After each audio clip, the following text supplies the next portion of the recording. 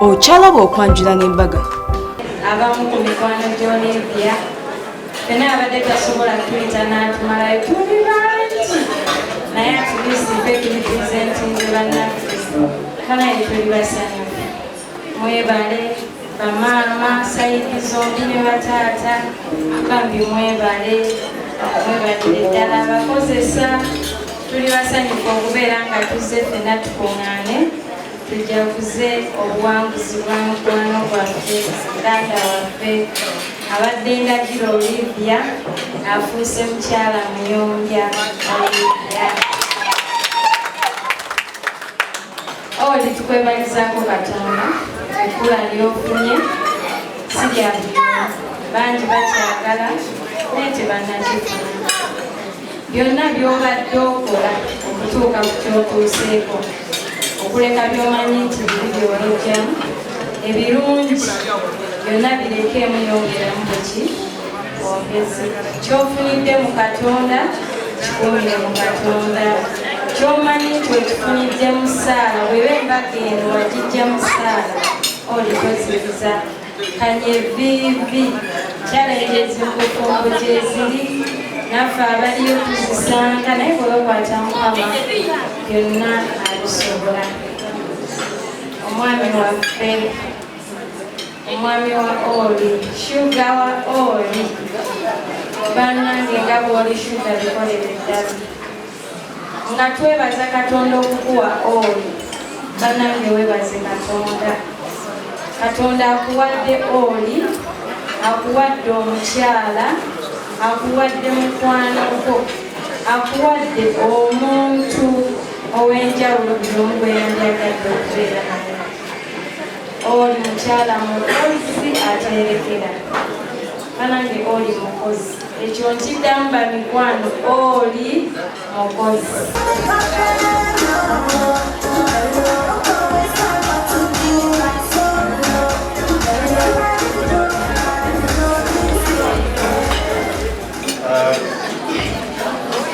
My name is David Muyembese, Chef David.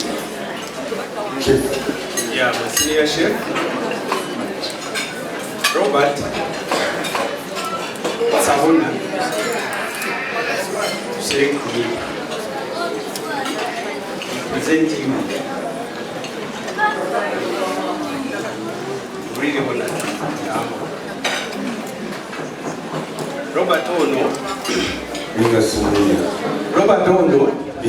Kaliko. Mumitize think myaka esatu emabega. Tubadde tukola wamu. Badde nga mukama we. Amina. Ate nkyali mukama we. Baba mumanyi si byawe. Robert is a good man. Engalo za good man. Mukakasa you're blessed to have Robert. Such a muize and very hard work. Tenkanyanga. Leo mukubira simu leo nga Robert kino kigande.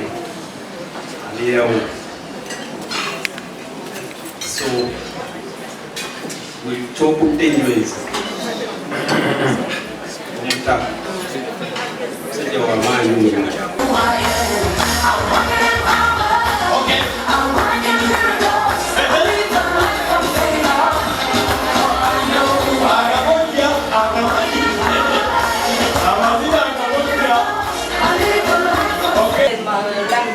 English is not my first language, but I'm trying to make sure you're going to understand what I'm saying. So I'm working with Oliver a long time now. All I can say about her, she's a very nice person. She's not my friend anymore. She's more like a sister now. We're working together. I know she's working very hard. I know she's a very good mother. I know she's going to look after her family. I don't know Robert very well, but I know he's very lucky having Oliver. Bino byonna bye mulaba ebigenda mu maaso maanyi ga Mukama kubanga tweragalaganira abantu n'amatono ate tusuubira ffe batono naye Mukama bino byonna abituwadde kuba yatuwadde omukisa amaanyi obumalirivu okulaba nga tutuuka okuzaala abaana bano ekyo Vanessa musubireko obugalo.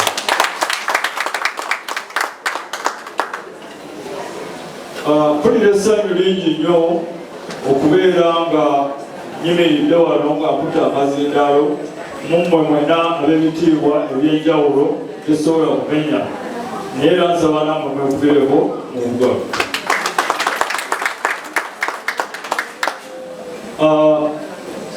Kaakati neebaza nnyo nnyini ddala abaana baffe bano abatutudde kye tuli kubanga senga tebakoze kyebakoze bye tumanyi ne bitamanyi bandibadde tusobola kusinkana kubeera abajulizi baabwe era abaana nabo tubakubire mu bugalo.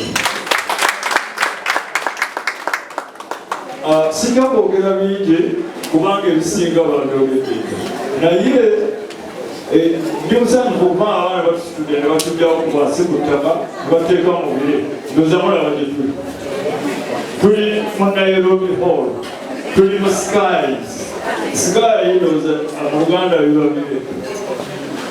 So on behalf of those who don't speak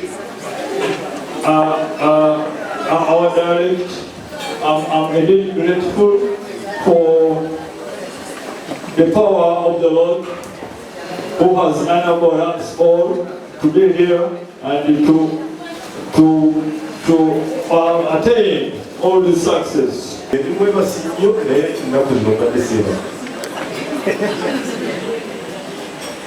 Nsabira Katonda nga ate ye Mukama wange mukulu kyalesekuubidde Mukama wange nkisuubira kyoyogedde kijja kukuuka kunzi nja kuloota nga ndi muggulu ategedde kulira Mukama Katonda nga leetaamaanyi lwaki njiwadde endakiika eyemu njiwaddeyo olwa mukulu wange yandibadde aliwa netaliwo yatugendako n'erinnya lyogere yemulinde. Okay, edakiika tegenda kubeera naye tuweeyo akadakiika eri mukulu waffe mulinde eyandibadde abeera walulafu olunaku olwaleero nga tusirikiddemu nga tumujjukira.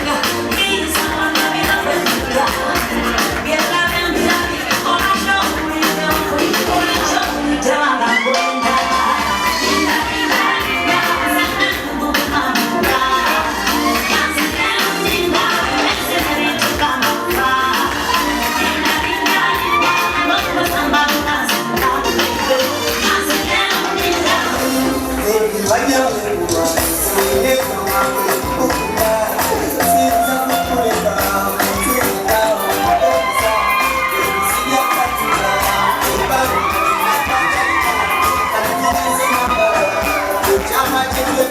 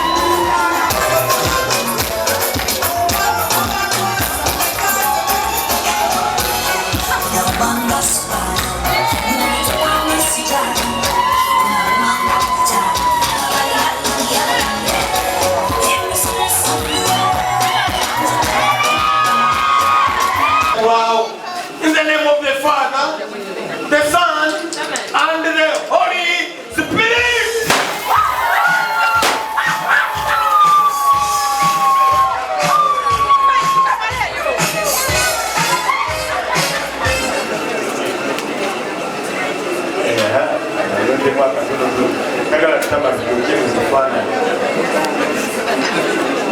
gatuzibuulira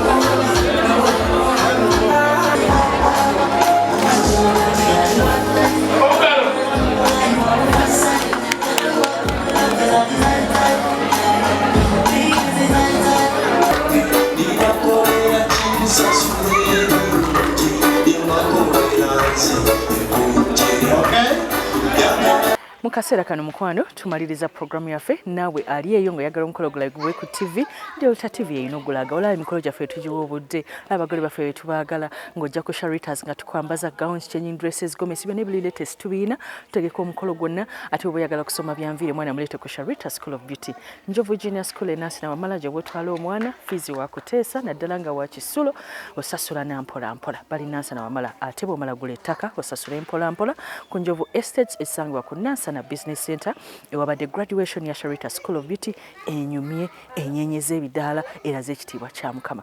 Mu kaseera kano akalowoozo kaffe olunaku olwaleero tugamba nti katunulidde mu kulaga essanyu bw'ofuna omukolo gw'okwanjula oba ogw'embaga kino nno njogera eri abagole sere bisinga bagenda ne bagamba nze sijja kusanyuka ne weekubagiza olwokuba lwe kitatambudde bulungi njagala okugamba bw'ofunanga ekintu kyonna nga kikuwadde essanyu laga essanyu buli lwolaga essanyu ne Katonda naye asanyuka nti kyakkoledde osiimye mukwana tulaba ku Delta TV singa Katonda addamu essaala yeyo laga essanyu bannanga abagole temubanenya kulaga ssanyu omugole ataalaga essanyu Katonda namanya ate nti akusanyusiza ne batuka okukuba ebifaananyi nga wenna weekubagiza nedda abagole mutulage essanyu mweyagale okitegedde mweyagale musobole okubeera nga ate munyumirwa emikolo gyammwe nkwagala nnyo bampita Sharita mazima wanvu repeat yaffe ebeerawo buli lwa Monday ssaawa 3 mpaka 5 osobola notulaba ku YouTube Sharita's Show nkwagala nnyo bampita Sharita mazima wanvu bye bye